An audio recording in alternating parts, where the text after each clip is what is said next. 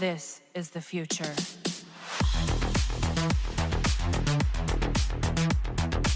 Hello ladies and gentlemen, Grim here and welcome to even more Soul Raid fights. So we're going to open up with a fight against Grodd, and he's got to 800 mil health, so it is not that much. The Harbinger Queen League of Anarchy plus Raven can do far more than that.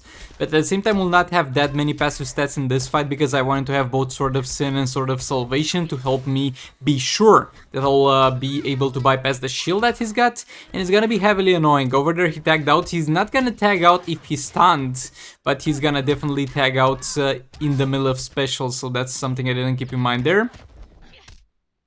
Harley getting back in there, trying to get a few hits in.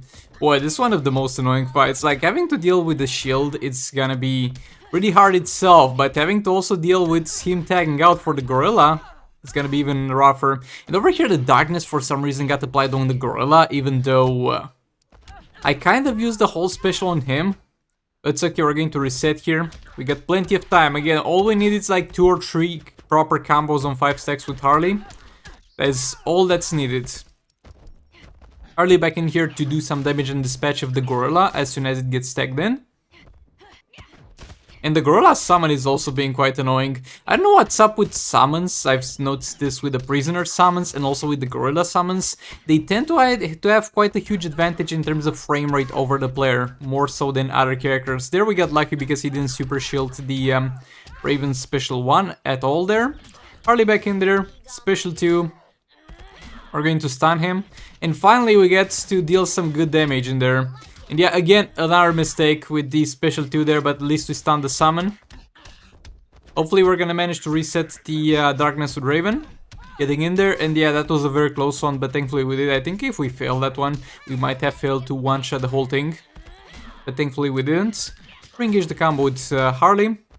Raven back in there, resetting the darkness right before the tagging of the gorilla, and then Harley back in there to clean up the gorilla and then inflict a stun on Grodd. I think this is the play. Though the gorilla doesn't allow me to damage it, that's one of the problems.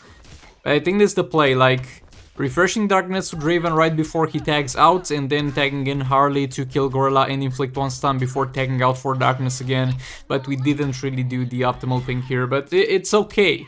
It serves as a lesson to you guys, and it serves as a lesson for me in future fights, but thankfully we managed, despite of the difficulties, to one-shot his ass. There we go. And ladies and gentlemen, welcome back to the garbage rewards. I don't know, man. You guys are getting good rewards out there? What's that? Is good rewards thing over here? I tried to use the Multiverse Team Deathstroke. I mean, Deathstroke will be something that will definitely deal the damage here. But what I was trying to do is to kind of train myself a bit for the Captain Cold fight in late grades, because I wanna try to start doing a gameplay where I cycle in between Deathstroke and Multiverse Armor Supergirl, both having all blades. Over there was lag. That was some clear lag over there, not my fault, but it'll be my fault in a second here. Applying some burning, Deathstroke back in there, and boy, she loves to block. Poison Ivy characters love to block. Poison Ivy characters are going to transition into blocking very, very fast, faster than other characters. Blocking in there, Multiverse Armor Supergirl special 2, and I'll block a bit, and I don't know what happened there. Honestly, I don't know why that specific thing didn't work and why I did get hit. But it is what it is. Special 2 back in there. Multiverse Armor Supergirl in. Special 3. We're also going to apply burning again. Blocking that. Deathstroke back in there. And my bad. That was my bad. I did not... I forgot that I can't chain the last swipe if I tag in like that. That was a mistake I also did in leg race for some reason. Deathstroke back in there. And the special 2. Gonna block Multiverse Armor Supergirl in. Resetting the burning effect, should have gone for a special 3 there and apply the burn again, because again, it doesn't matter if it expires unless the enemy has high defense. But yeah, she blocks here, because obviously you don't have unblockable tag-ins unless you tag in from a multiverse character. Deathstroke back in there, and... okay, yet again I think I tried to extend the combo with one more swipe than I want to. Like, I usually don't do this on most characters, I don't do this mistake, but it's just something weird about Deathstroke special's basic attack is that makes me do this, so my bad. We're done with the percentage damages, so we're going to transition to full multiverse gameplay. I mean, honestly, considering how this one went, not sure if this was the most optimal thing to do, and I think I should have just went full Deathstroke and then full multiverse, and they would have had like at the very least 1.5 minutes left. It is what it is. Special tree in there before burning expires. That's a sweet 2.6 mil. Reapply the burning. Again, you don't need to reduce armor, so don't need to stack it, but you need to apply it because it increases the damage of multiverse armor's typical special tree if the burning is active.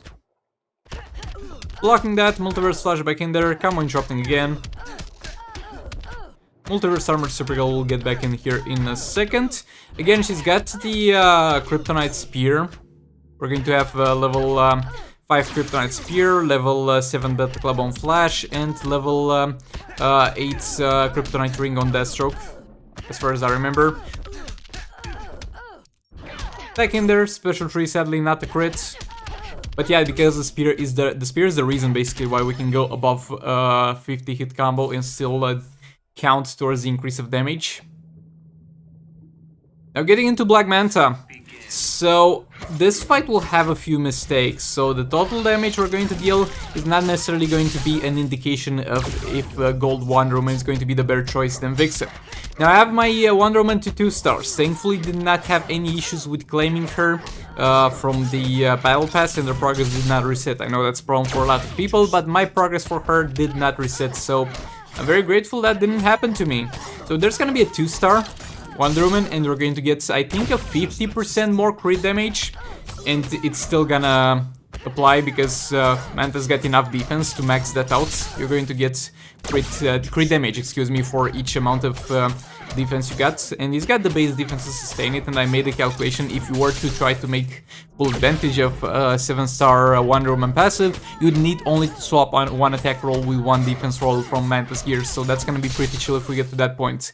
But yeah, 2-star Wonder Woman here, and we're going to go ahead and stack the stacks with Brainiac. Obviously, we're going to have a level 7 Beta Club, the level 8 Ring, and the level 5 Broad Spear, Kryptonite Spear.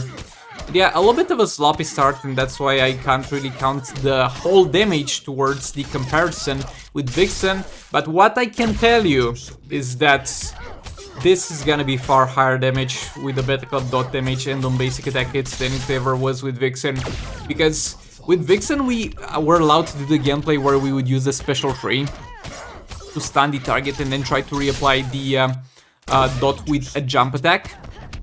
And in that instance, our dot would not exceed 6 million. Now we're getting very close to 7 million with this dude. So yeah, stun here, though, and thankfully it worked. But she's immune to stun, so I'm gonna stop doing that as soon as I see it failing another time. The dot value on the jump was not too lucky. I think we either missed critting on that one or lethal. Either one of them was missed on that one. And we're gonna have a pretty high window over here of crazy unluck with the dot values, because it's either not crit or not lethal on one on the swipe. So it's gonna be a non-optimal value, but when it hits that optimal value, it's gonna be 6.9. I tagged Brainiac in here because I thought something was wrong with the lethal stacks or something, but nah. It's gonna be all the way to 6.9 mil without even doing the jump attack to reapply it. With Vixen it was something like 5.2 when we did the jump attack, and in other scenarios it was like 4 mil. So 2-star Wonder Woman is gonna perform far better than me for the 4-star Vixen. So yeah, I think we can safely say this is gonna be the go-to for the Black Manta team, and Wonder Woman is gonna pretty much remain in this team unless you're using the classic team separately. That might be worth using again. I haven't built it to the point where I can really test it in terms of damage, but yet again, that might be something that works. But we'll see. I'll test that soon enough too. But yeah, so far very pleased with the performance of Wonder Woman, and thanks so much for watching, and I'll see you all in the next one. Goodbye! This is the future.